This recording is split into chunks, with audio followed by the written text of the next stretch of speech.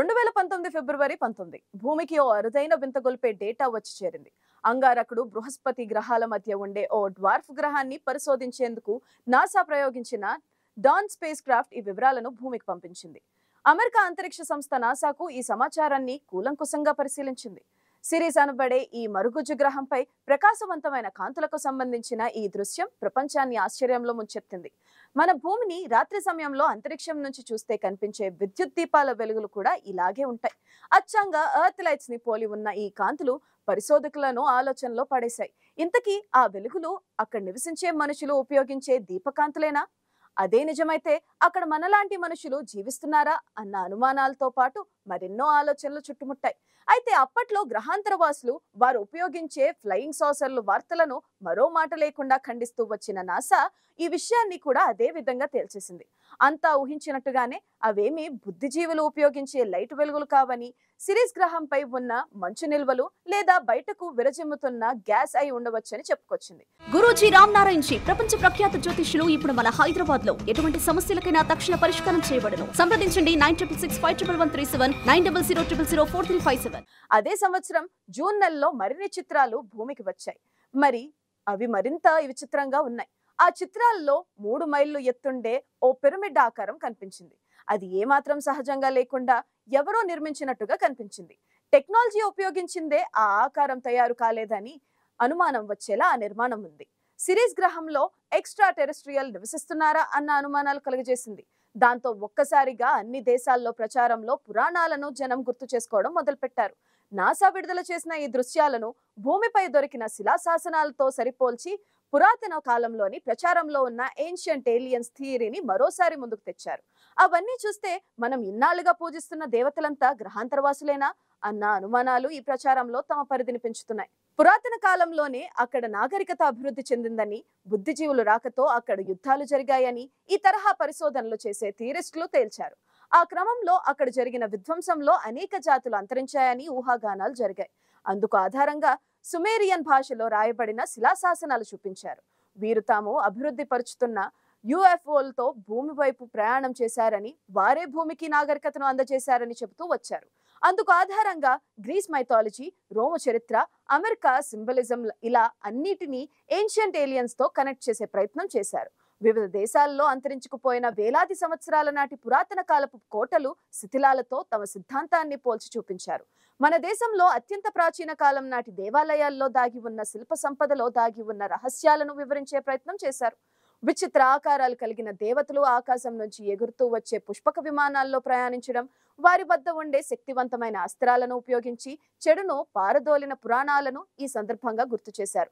సిరిస్ చంద్రుడి కంటే చాలా చిన్నదైన సిరిస్ గ్రహంపై బయటపడిన కొన్ని విచిత్రమైన చిత్రాలతో ఏలియన్స్ నే మనం ఇన్నాళ్లు పూజిస్తున్న దేవతలా అన్న అనుమానం వచ్చేంతగా థియరీలు రూపుదిద్దుకున్నాయి.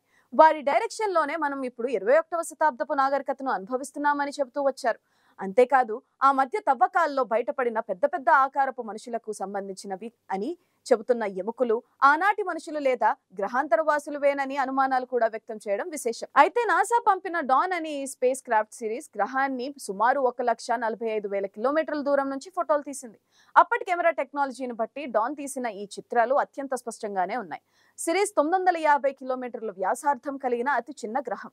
సిరిస్ చంద్రుడి కంటే చాలా చిన్నది. మార్స్, జూపిటర్ గ్రహాల మధ్యనున్న ప్రధాన ఆస్ట్రాయిడ్ బెల్ట్ లో ఇది పరిభ్రమిస్తుంది.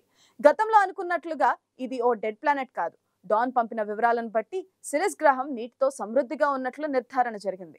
సిరిస్ ఉపరితలం కింద ఉప్పునీటి జలాశయం ఉన్నట్లు శాస్త్రవేత్తలు గుర్తించారు. అది 40 కిలోమీటర్ల లోతు, 100 మైళ్ళు వెడల్పు ఉంటుందని అంచనా వేశారు. ఈ పరిశోధన ఆగస్టు 10న Nature Astronomy, Nature geoscience లో పబ్లిష్ చేశారు. డాన్ స్పేస్ క్రాఫ్ట్ నిర్వహణను నాసా జెట్ ప్రొపల్షన్ లాబొరేటరీ చూస్తుంది. డాన్ అంతరిక్ష నౌక 2015లో సిరిస్ సమీపంలోకి చేరుకుంది. ఈ మిషన్ కు ముందే టెలిస్కోపులతో ప్రకాశవంతమైన ప్రాంతాలను శాస్త్రవేత్తలు గుర్తించారు. కానీ వాటి స్వభావం తెలియలేదు. 2018 అక్టోబర్లో మిషన్ ముగింపు దశలో సిరిస్ గ్రహంపై కనిపించిన ప్రకాశవంతమైన ప్రాంతాల గుట్టు కూడా వీడింది. లైట్లు వెలుగులుగా కనిపించిన ఆ దృశ్యాలు సిరిస్ గ్రహంపై ఉన్న సోడియం కార్బోనేట్ నిక్షేపాలుగా శాస్త్రవేత్తలు గుర్తించారు. వీటిపై ప్రతిఫలించిన సూర్యకాంతులే అలా మెరుపులుగా కనిపించాయని నాసా తన ఫైనల్ రిపోర్ట్తో తేల్చి చెప్పింది. మరి ఏన్షియంట్ ఏలియన్స్ గురించి ఏంటి అంటారా? ఆ విషయానికి సంబంధించిన వాదనలు కొనసాగుతూనే ఉంటాయి. అంతరిక్షంలో లాజిక్కు అందని ఘటనలు చోటు చేసుకున్నప్పుడు ఆ సిద్ధాంతాలు మళ్ళీ మళ్ళీ తలెత్తుతూనే ఉంటాయి.